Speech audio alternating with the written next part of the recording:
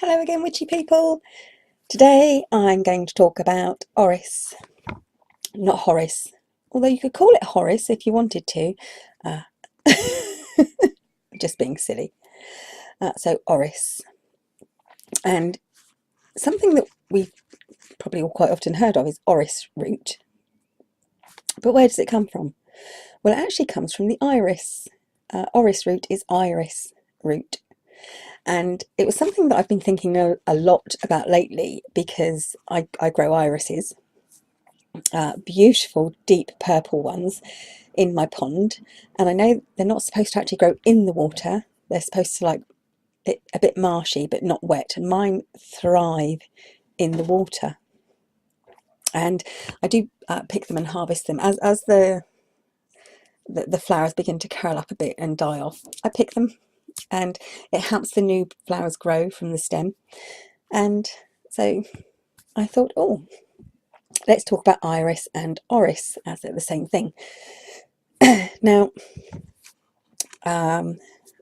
iris has a lot of other names. People call it the flag iris. A flag, it's not so pretty, is it?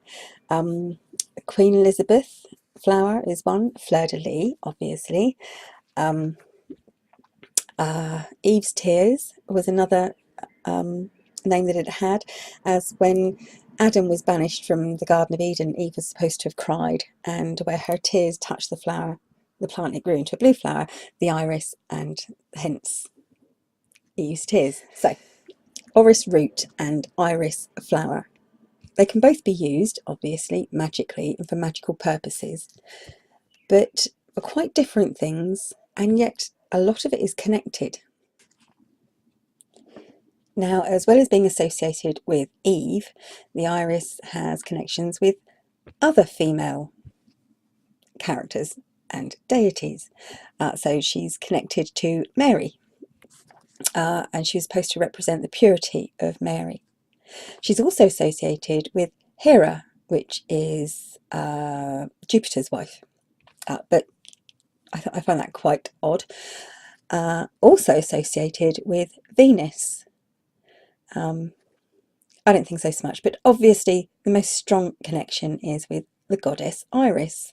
Now, Iris had a couple of jobs, if you like. She helped the souls cross over to the Elysian Fields or the Blessed Land or the other world by helping them travel across the rainbow, which connected the worlds. She also brought messages from the eye of heaven back down to earth. So she brought messages from one side to the other. So in this way, you can see how Iris and Iris the flower is connected to communication and love. I mean, Greek men used to plant iris flowers on the graves of their beloveds in honour of the goddess Iris, so that Iris would not only take their loved ones across to the other side, but also bring them back messages from their loved ones. So you have this inherent connection with iris and communication and the dead, which is why it's quite important to hedge witchery, I think. So,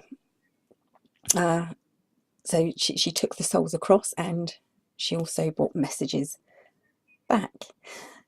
So iris is very good for divination, prophetic dreams. It's great for any kind of dream magic, and a lot of people use it for love magic.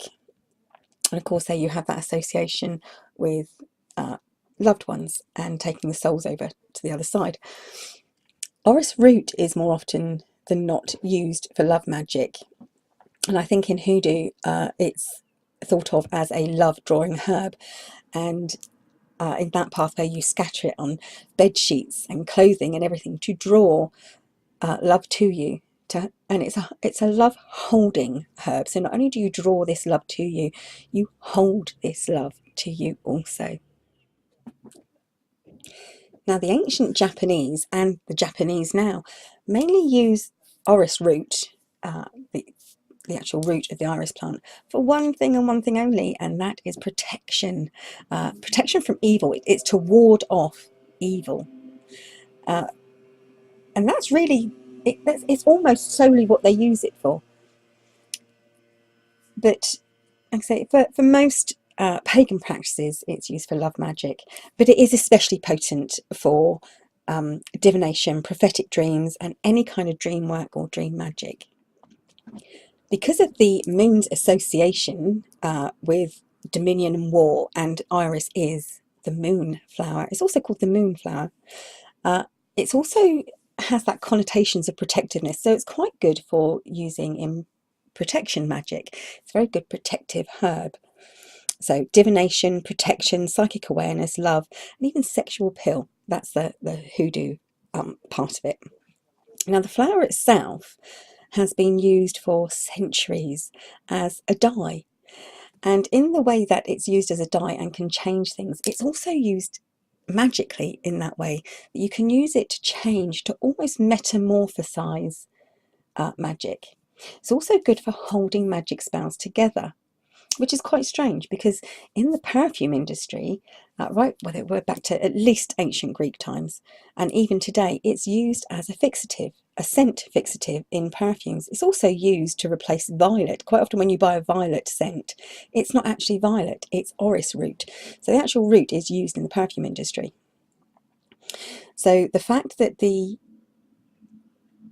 flowers and the root can be associated in that way with magic as a fixative to spells and a fixative in the perfume industry, and all those connotations within colour and the changes you can make, you have all these associations. They're used for different things, but there is always that connection. So as I said before, orris is a moon herb. It's also called the moon flower.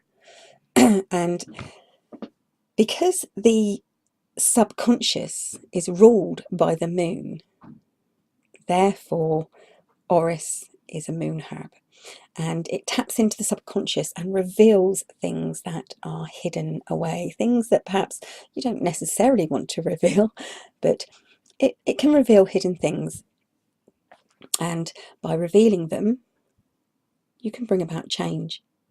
And this is once again how this is all associated, so that the root and the flower can be used in two different ways, but they can always be connected. So there you go. That's my quick hey did you know about Orris, which is actually Iris, or if you want to call him Horace, you can call him Horace. Thanks for watching, witchy people. Bye for now.